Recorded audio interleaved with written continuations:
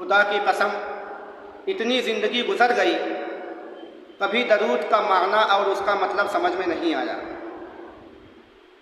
کبھی بھی جب لفظ یصلون جو صلی یصلی صلاتن سے بنا ہے کا ترجمہ کرنا ہوتا ہے تو ہم کہتے ہیں کہ درود و سلام ہو، لیکن درود و سلام کا مطلب کیا ہے یہ ہم کو سمجھ میں نہیں آیا۔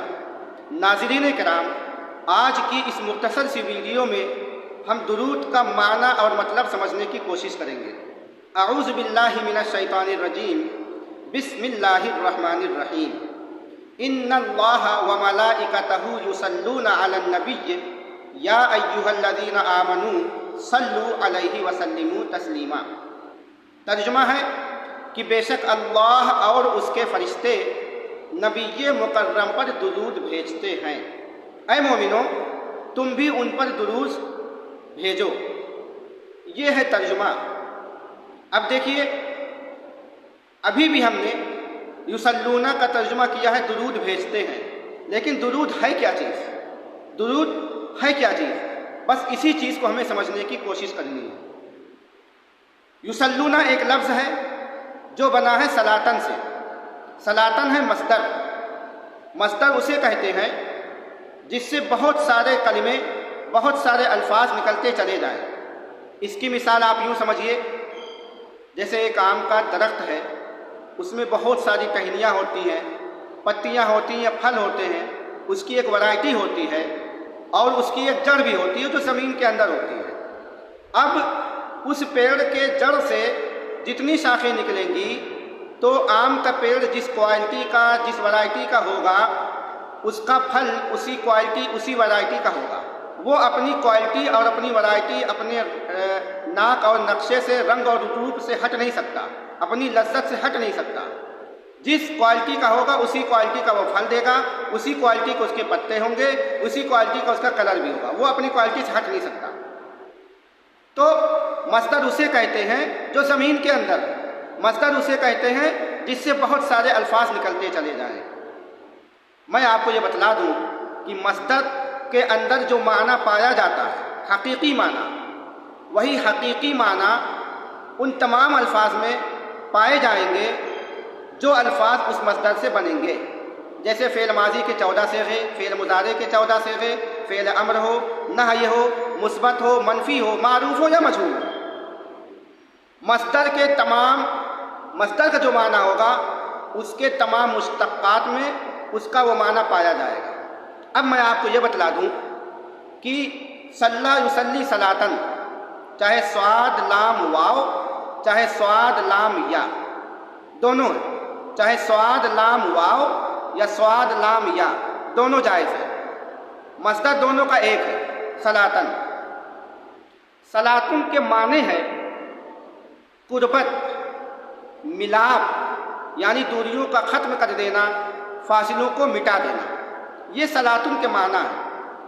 اب صلاتن سے جتنے الفاظ بنیں گے یہ قربت اور ملاپ کا معنی ان تمام الفاظ میں پائے جائیں گے۔ ناظرین کرام، صلاتن کے معنی ملاپ اور قربت کے ہیں۔ میں آپ کو اس کی مثال دوں کہ قربت اور ملاپ کے معنی کیسے پائے جائیں گے۔ بلی ہے، وہ کسی مرغی کی تاک میں بیٹھی ہوئی ہے۔ اب بلی کس طریقے سے اس کا شکار کرتی ہے، اس کی سچویشن اور اس کی حالت دیکھیے۔ بلی مرغی پر حملہ کرنے سے پہلے اپنے دم کو سمیٹ لیتی ہے، اپنے مونچھ کو بٹور لیتی ہے، اپنے کانوں کو ذرا نیچے کر لیتی ہے اور اپنے بالوں کو ذرا سا ڈھیلا کر لیتی ہے، یعنی وہ مکمل طریقے سے اپنے آپ کو سمیٹ کر بیٹھتی ہے۔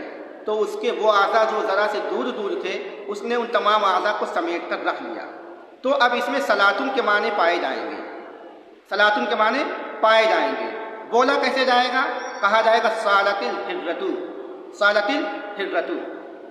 اسی طریقے سے آپ اس کی مثال یوں سمجھیے کہ جیسے ایک تنکا یہاں پڑا ہے، ایک تنکا وہاں پڑا ہے، کچھ تنکے وہاں پڑے ہیں، ایسے بہت سارے تنکوں کو آپ اٹھائیں، اٹھانے کے بعد اس کو ایک جگہ جمع کریں اور اس کو رسی سے لپیٹنے کے بعد اس میں آپ گانٹھ لگا دیں تو کیا کہا جائے گا؟ کہا جائے گا کہ یہ مسولتن ہے، یعنی جھاڑو ہے۔ تو وہ تنکے جو بکھرے ہوئے تھے ان کو یکجا کر دیا گیا، ایک جگہ جمع کر دیا گیا۔ تو اس میں اب دیکھیے قربت پائی جا رہی ہے، ملاپ پایا جا رہا ہے، دوریاں ختم ہو گئی اور فاصلے مٹ گئے۔ تو کیا معنی پایا گیا؟ صلاتن کا معنی پایا گیا۔ اسی طریقے سے پہلے زمانے میں اب تو کمپائن کا زمانہ چل گیا ہے، ابھی کچھ ہی سال پہلے لوگ کھیتیوں کو کاٹتے تھے، کاٹنے کے بعد اس کا لہنا بناتے تھے، لہنے کے بعد اس کا بوجھا بناتے تھے اور اس کو جو ہے چوئینا سے باندھ دیتے تھے۔ تو جب چوئینا سے باندھ دیتے تھے وہ دھان یا گیہوں اور اس کی بالیاں جو بکھری ہوئی تھیں ان کو ایک جگہ جمع کر دیا گیا، تو اسی کو کہتے ہیں تسویل۔ کیا کہتے ہیں؟ تسویل، یعنی ان کو قریب قریب کر دیا گیا۔ گھوڑے کی ریسنگ ہو رہی ہے، ایک گھوڑا فرسٹ آیا، دوسرا سیکنڈ آیا، اس کو مسلی بولیں گے۔ جو گھوڑا سیکنڈ آیا اس کو عربی میں مسلی بولیں گے۔ کہاں مسلی کیوں بولا گیا؟ مسلی کیوں کہا گیا؟ کہاں اس وجہ سے کہا گیا کیونکہ یہ فرسٹ والے سے قریب تر ہے، تو جو چیز قریب ہوگی اس کو مسلی کہا جائے گا۔ مسلی نماز پڑھنے والے کو بھی کہتے ہیں۔ ناظرین کرام، ہمارا درود پڑھنا الگ ہے، فرشتوں کا درود پڑھنا الگ ہے، اور اللہ رب العزت کا درود پڑھنا اور بھیجنا الگ ہے۔ ہم درود کیسے پڑھتے ہیں؟ اللہم صلی علی محمد وعلی آل محمد کما صلیت علی ابراہیم وعلی آل ابراہیم انک حمید مجید، یہ ہمارا درود ہے۔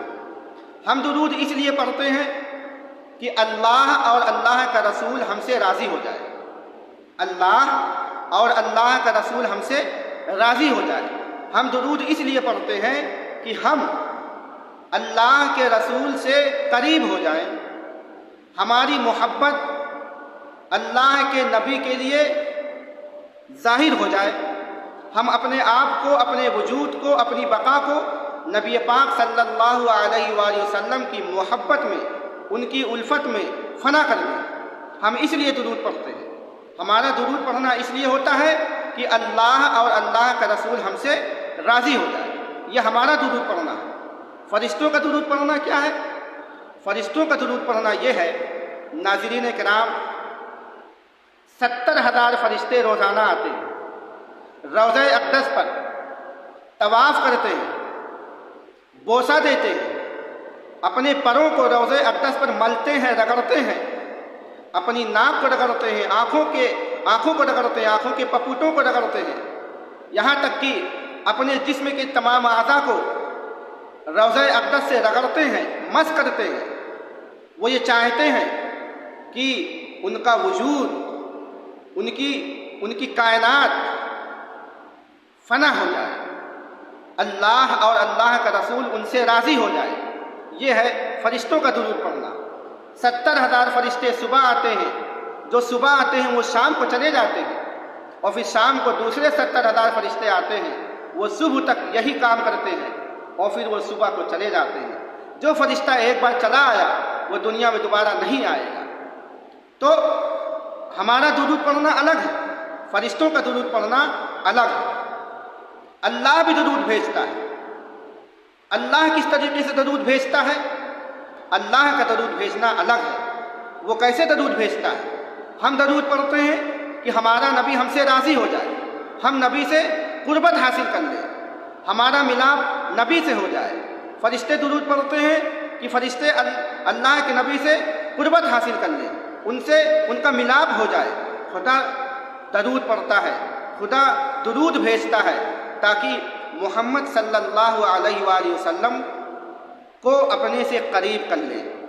شب معراج میں واقعہ پیش آیا اور اس میں اللہ تبارک و تعالی نبی پاک صلی اللہ علیہ وآلہ وسلم سے اتنے قریب ہوئے کہ اس کی مثال میں آپ کو پہلے یوں بتلا دوں کہ عرب میں جب دو لوگ آپس میں دوستی کرتے ہیں تو وہ جو ایک تیر کمان ہوتی ہے نا، وہ دونوں لوگ اپنے کمان کو ایک دوسرے کے کمان سے ایسے ملا دیتے ہیں، تو ان دونوں کے کمانوں کے ملانے کا مطلب یہ ہوا کہ وہ دونوں پکے دوست ہو گئے۔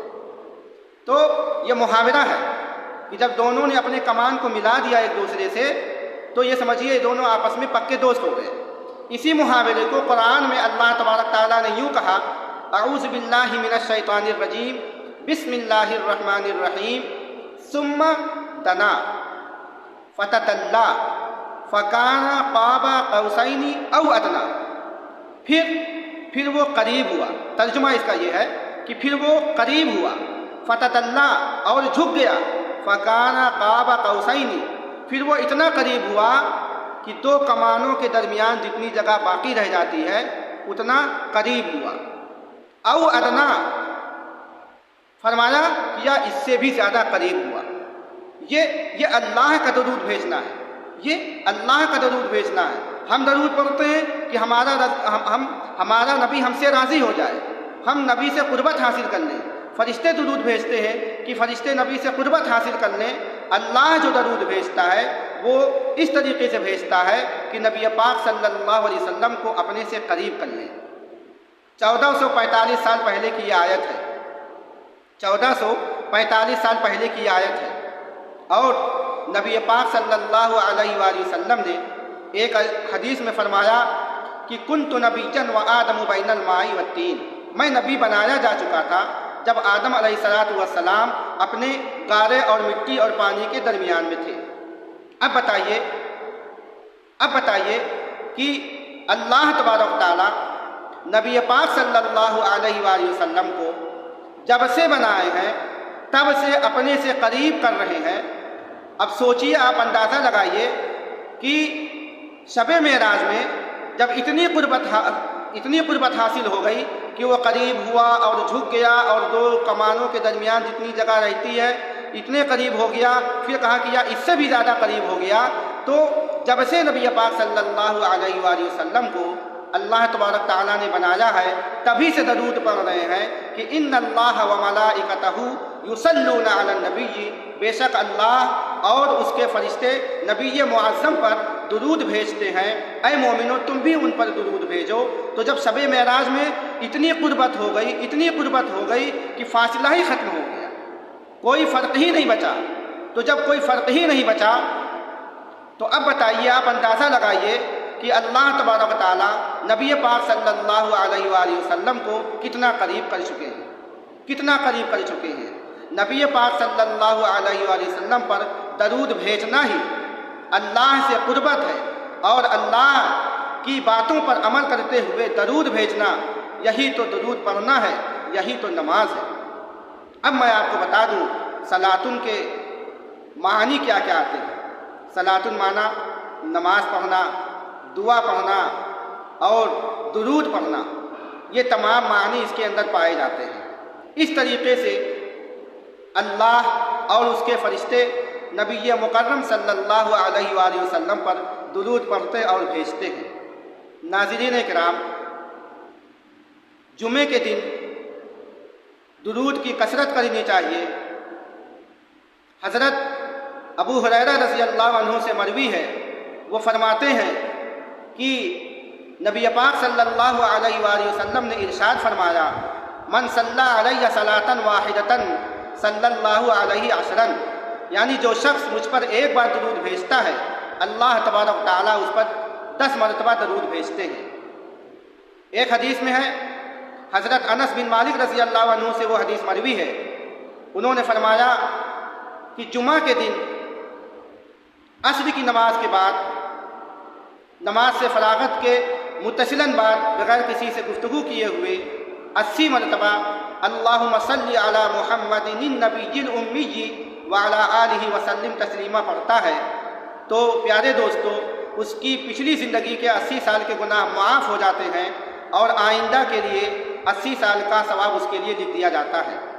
اور نبی پاک صلی اللہ علیہ وآلہ وسلم نے فرمایا کہ دنیا کے کسی بھی کونے میں تم رہو اور مجھ پر درود بھیجو، مجھ تک وہ درود پہنچا دیا جاتا ہے، چاہے تم زمین پہ ہو یا آسمان پہ ہو یا پانی کے اندر ہو.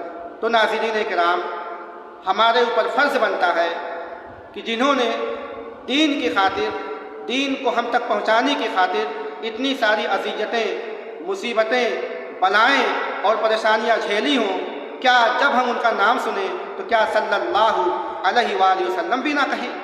فرض بنتا ہے ہمارے اوپر کہ ہم نبی پاک صلی اللہ علیہ وآلہ وسلم کو ہر وقت یاد رکھیں۔ اللہ تبارک تعالی ہم کو درود شریف کی کثرت کرنے کی توفیق عطا فرمائے، آمین ثم آمین۔